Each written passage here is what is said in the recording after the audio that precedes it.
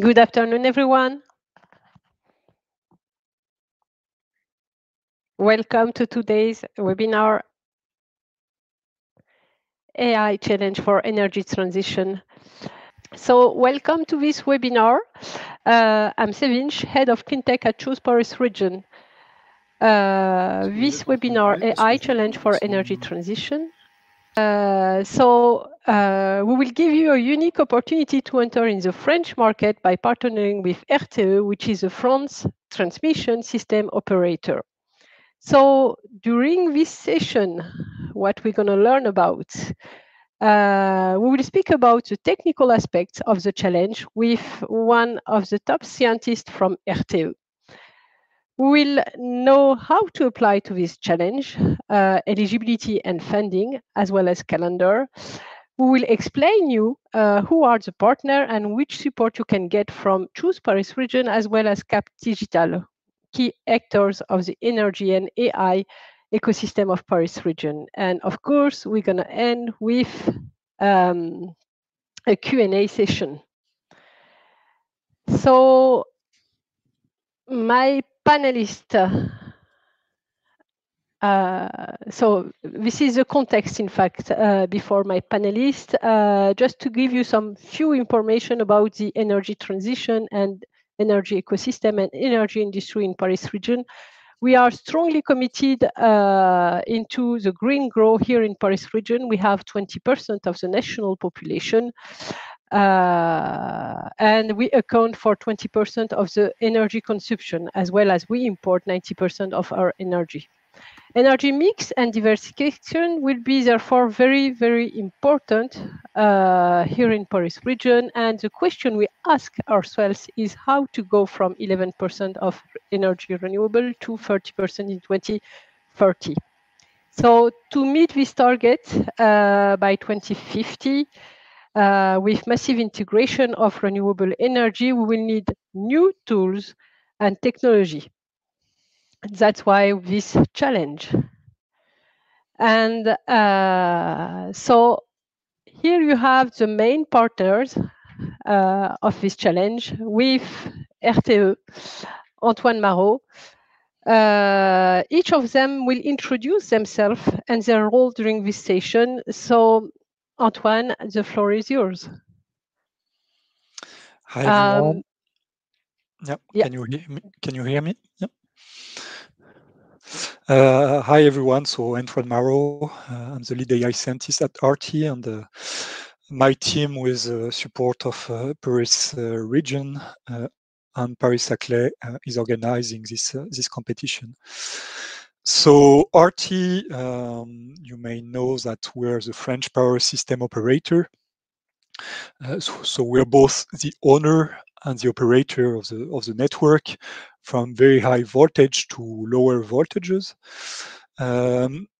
So we're on the transmission level. So in the end, in the cities, we don't operate. It's, for instance, Enedis in France. But basically, we take the production from the largest power plants and transmit it to the distribution centers. We're the largest grid in Europe, with many lines and a lot of substations where the lines can be connected and also switch off. We are about 9,000 employees, and we make about 4.6 billion of annual turnover. We're still a public service, a monopoly which is regulated, and our, let's say, customers or people who need the grid are, of course, the producers who play on a market now, the distributors, but also the largest energy-intensive industrials. So yeah, that's it for a short introduction of RTE.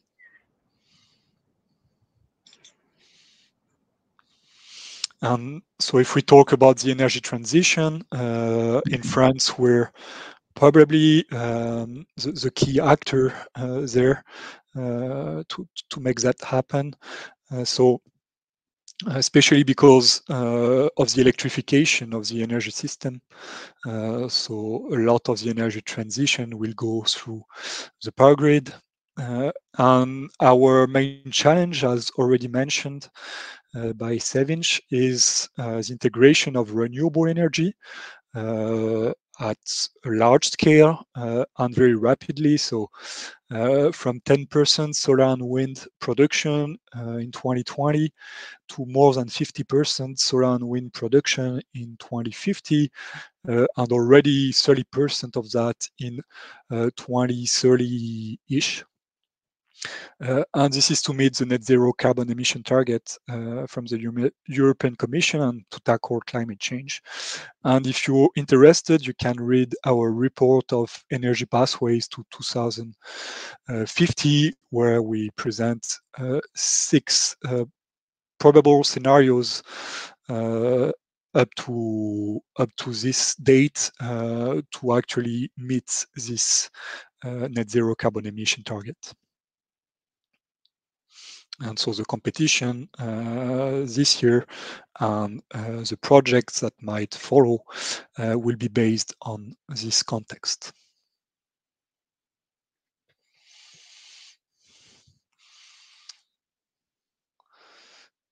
Okay, Sevinç, I think you went one slide too fast. Yeah, maybe.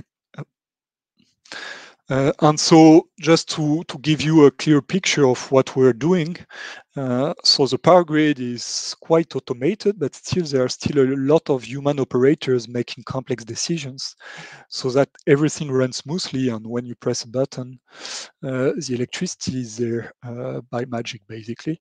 But it's not so magic. There is a lot of work behind, such as in those control rooms where you see those operators with large desks and many screens, and because they use many applications today and simulators and study tools to take decisions. So that's the context in which this competition also is running.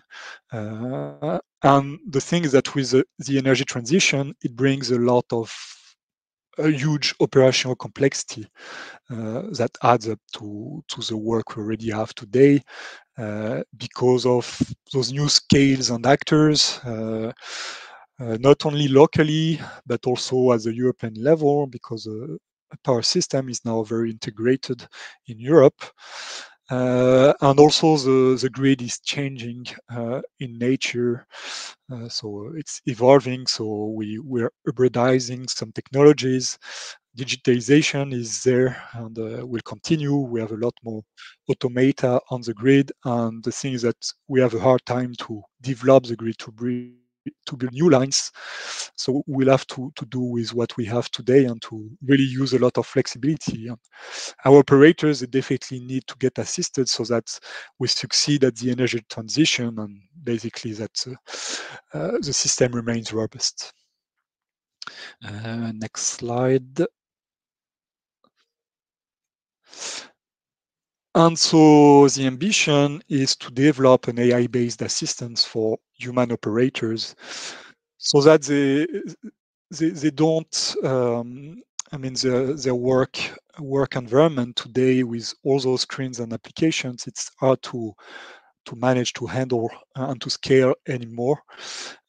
So we want to rather go towards an assistant interface to make it simpler for them to make decisions, but yet there is a lot involved to develop such an AI-based assistant.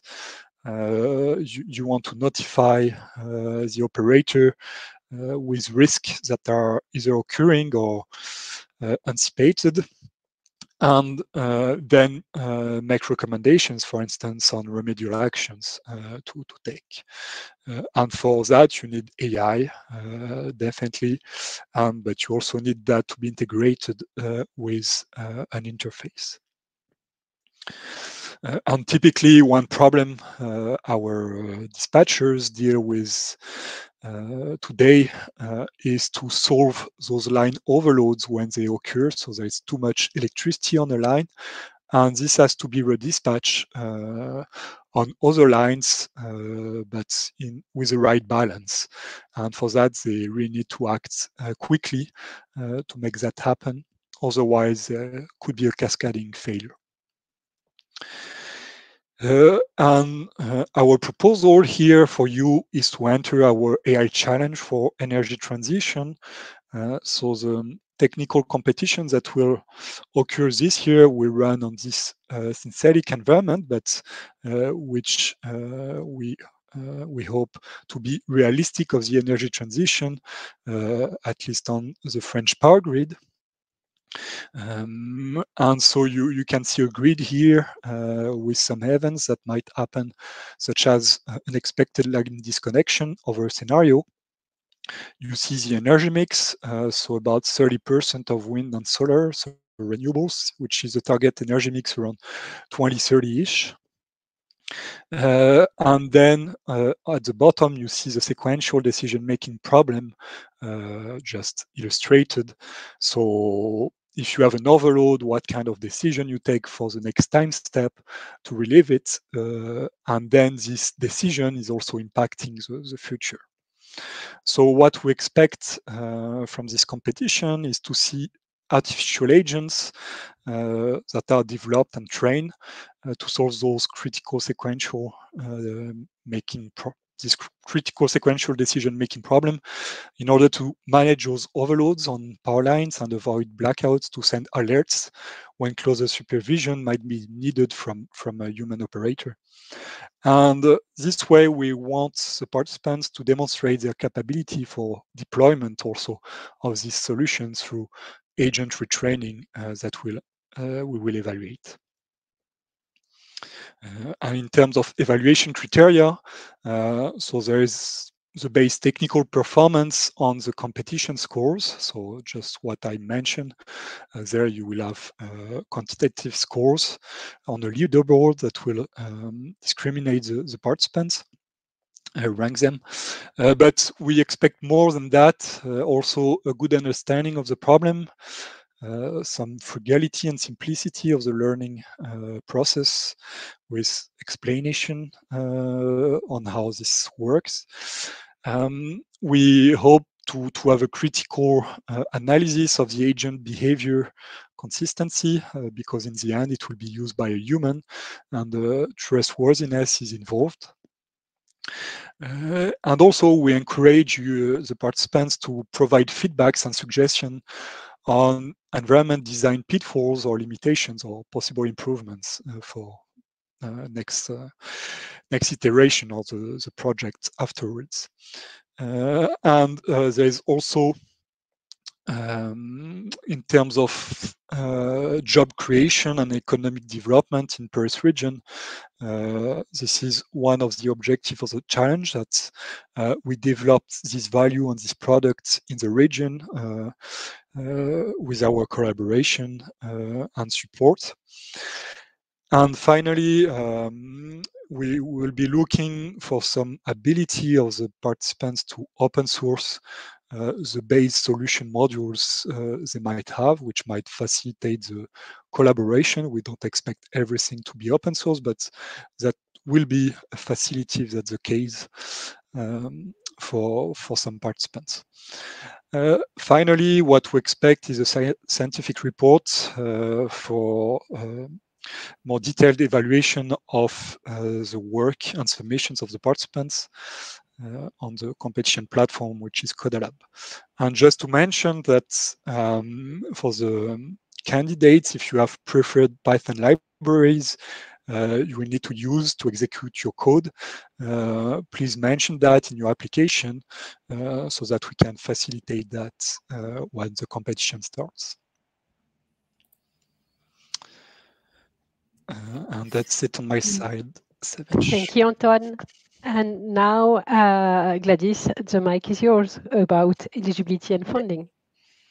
Thank you. So hello, everybody. I'm Gladys Fraermuth from the Paris region, the Department of Economic Development. And yes, I will just precise the conditions and about eligibility, funding, and calendar. So starting with eligibility, this challenge addresses small, medium, or mid-sized companies. It can also be groupments, so groupments of companies or academic research laboratory plus company. One important condition to have in mind is that the headquarter or permanent office taking part to the challenge should be located in the Paris region. And for international companies, the company should intend to set up in Paris region within around 1 year. About the grant, it will be a subvention. It will be a subsidy of 500,000 euro from the Paris region. So the legal framework is the research, development, and innovation framework from the European Commission. So it means that until 60% of expenditures could be taken in charge for small enterprises, 50% for medium, and until 40% for mid-sized enterprises, while it's a full marginal cost subsidies that could be granted to laboratories. In terms of calendar, we have this one. So the next important date to have in mind is the 2nd of July. Then we'll have the selection process. And from the 7th of July until end of September, we'll have the CodaLab platform accessible for the 10 best candidates. And until mid-October, we'll have the end of the application period. Finally, beginning November, we have the closing jury, and in November, the announcement of the laureate in order to begin the competition, the project, the research and development project, at the beginning of next year. And I'll just, yes. So. It's my turn to introduce one of the partners that is here to facilitate your setup in Paris region. So Choose Paris Region is a non-profit agency that promotes the attractiveness of Paris region on a national, regional, and world scale. The agency brings together all the actors in the region to offer international companies tailor-made services. The agency supports them free of charge at every step up of their development. This can be at discovery stage. If you don't know yet what is at stake in the Paris region, we also help you plan this setup with connection to the ecosystem, mainly and until the setup itself, where we will help you manage the legal and admin, as well as recruitment or real estate and banking aspects of the setup. So, to help you navigate this ecosystem, we provide handbooks and guides that are ready to use, the most appropriate for the ones who want to have basic information on how to set up is on the left, start here, and we are happy to help. Feel free to contact us. In order to be aware and up to date on all the different opportunities at reach in the Paris region, feel free to subscribe right now to our newsletters. I will post the link in the chat. And I let the floor to my colleague Sevinç.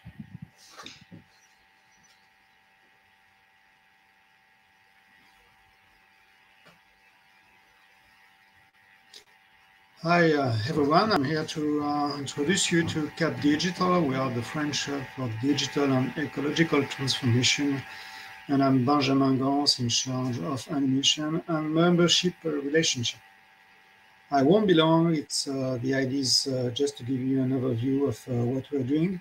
There are many slides, but I presume that you will have the presentation at the end of this webinar, and the idea is more to answer your questions. So I will be short. Just to let you know who we are based in Paris and in Lille, and we are one of the biggest clusters dedicated to digital economy and sustainable development in Europe. We have 1,000 members. We exist since 2006. We have many SMEs as members, but also large companies, laboratories, universities, local authorities, venture capitalists. And we organize a lot of events, around 100 per year, with 15,000 attendees for all these events. We are 30 employees, and we benefit of the pro bono support of expert network. There are 160 providing their expertise to all the projects that are labelized by Cap Digital. We are mainly a facilitator supporting the emergence, development, and experimentations of tech innovations. The idea also is that all these innovations have a strong social, environmental, and economic impact.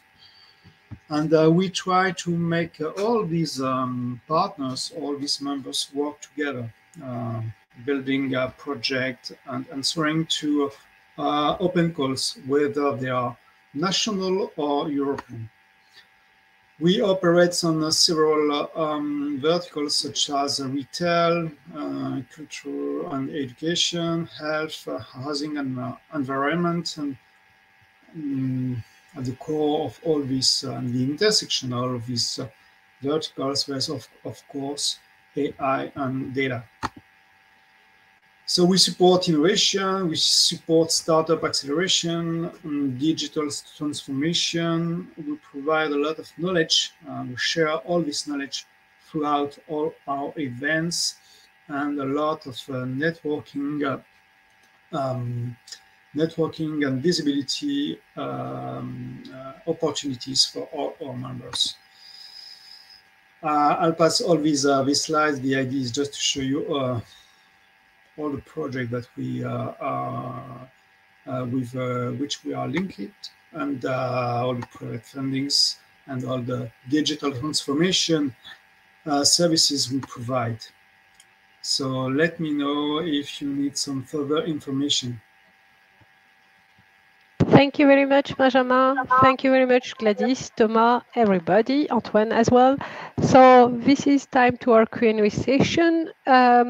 Just one thing to remind you, you can hear us, but we can't hear you. There are a couple of ways of communicating. The chat for discussion, if you look down the tab on your right of the screen, you can use the chat for discussion and question for questions. So we have already one question from one of our guests. I just will copy paste it on the question. You can do it. It's okay. So the question is the following. I don't know if, Antoine, you can also read it with me, and I will read it for everybody. So our guest is a data scientist and the question pertains to the intellectual property of the result produced during the challenge. What is the perimeter? In particular, to what extent will the candidate be allowed to reuse those results for commercial purpose in other projects?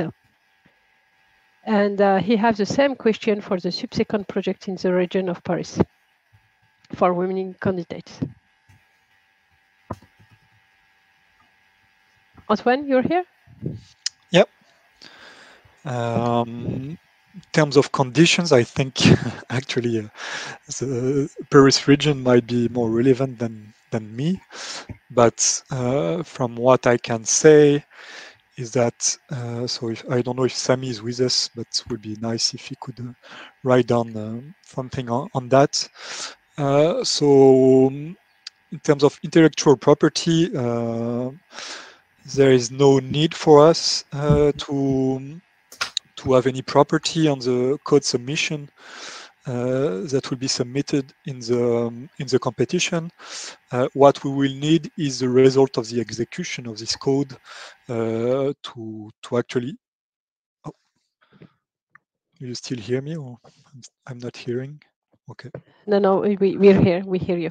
Okay. So yes, we need that first to rank the participants and also to make some analysis and possibly also publish a paper afterwards with the best participants also if they like to join. So that's the kind of intellectual property that will be needed for this. And for the project, from what I understood, and Samy will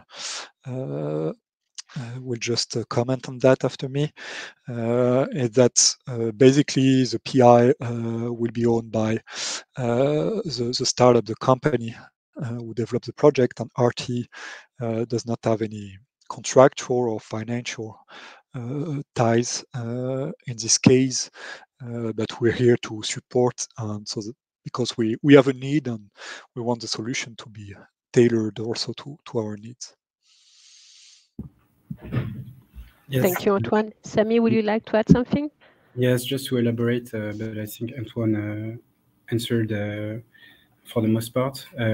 Just to give you a bit of context, this règlement for the ruling of the competition is inherited from previous competitions. And so industrial from other companies wanted, I see, the free, non-exclusive and sub-licensable license for all the IP generated during and post-challenge. It is obviously not the case here, as Antoine mentioned, at least during the competition. For the project that will emerge from the laureate with RTE, it will be something that will have to be negotiated. But essentially, the philosophy also here for RTE is to develop something that will stay the property of the candidates. So just to be clear, we will add something about it on the website to clarify the situation. And what I will say right now for the candidates is not to worry. The philosophy of RTE is very open innovation. So the IP generated during the challenge will stay, at least the code written by the startup will stay the property of the startup. And just to finish on that, so I think in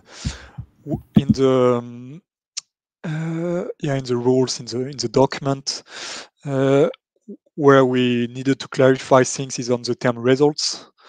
So by results we don't mean everything. We mean again the execution of the code submission on the scenarios on which you are evaluated. So yeah, please go on the website, as Samy mentioned. There will be a mention of that. Probably a few words about the way the CodaLab platform works would be helpful to understand that code is not shared. It's just loaded on the platform and kept secret, but the dashboard of the platform enables the RTE and other partners to evaluate the results. Is it what maybe can be good for our participants? Yes, it's important to say that RTE during the competition will not have access to the source code of the candidates. it will stay located at the servers of the UPS, donc University Paris-Saclay, and will not be disclosed to any of the organizers, Paris Region or RTE included. So I think the second question from Marcel Vasserer is nearly the same, as it really discussed the fact that the results obtained by the winner, okay, it's about the same. Clemens Vassner asked, please could you elaborate on the requirement of setting up a local office in the Paris region within 1 year? Is it mandatory targets on team size? I think the amount of investment, the expenses. Oh, to answer the last part of the question, the expenses that are covered by the program itself. So on the slide. That were up there, I think. So it's every expenditure that is made in the Paris region. Am I correct? Absolutely. So typically, yes, it would mean that the R&D team that is doing the project following the challenge with RTE has to be based in the Paris region. Otherwise, we could not give you a grant on said expenses. So there is no mandatory targets in team size or investment, but the R&D team dedicated to the project has to be located in the Paris region. So we at Choose Paris Region are really committed to help you have the best setup here in Paris region. And we will help you find even talent to grow your team. That's all I can say for the moment.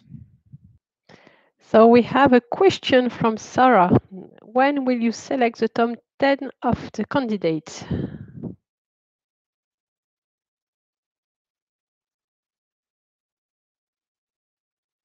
Yes, I can take this question. The selection will occur just after the 2nd of July, so the week right after the 2nd of July. So yeah, beginning of July. And just to be completely sure, the product developed by the laureate for the project subsidized by Region Île-de-France will be also the ownership of the laureate. So who want to answer it? I can answer if you want. So yes, the idea with this challenge is that the IP generated, so be it source code or whatever, generated by the startup will stay the property of the startup. There is, however, and maybe Antoine will elaborate on that, there is a strong will from RTE to accelerate on open source on at least some of the modules that will be developed during the challenge. So maybe Antoine has a clear vision of what modules would apply to this. But yes, essentially the startup stays, keeps the property on the IP it generates during the challenge and the post-challenge.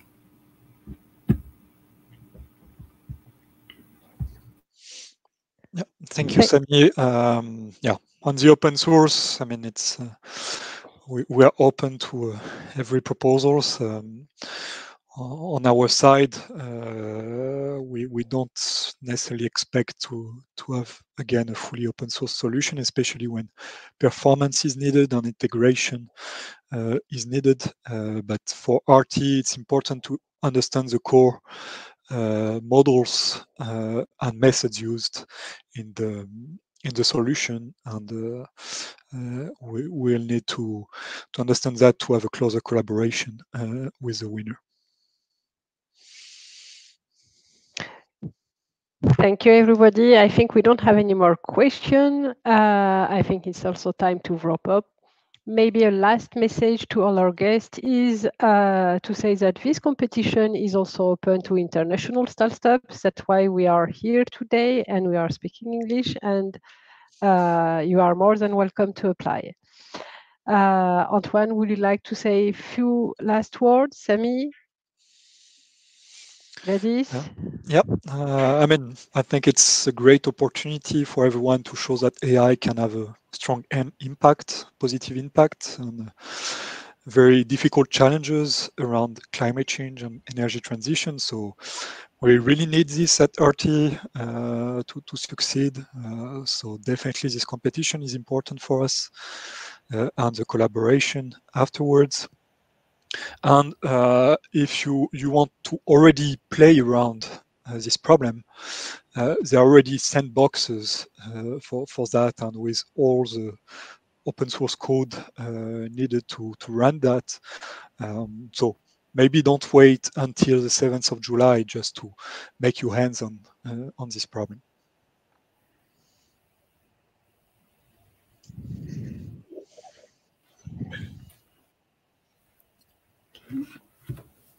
Okay. Thank you, everybody. Thank you, everybody. It's time to wrap up. Bye-bye. Thank you. Thank you. Au revoir. Au revoir.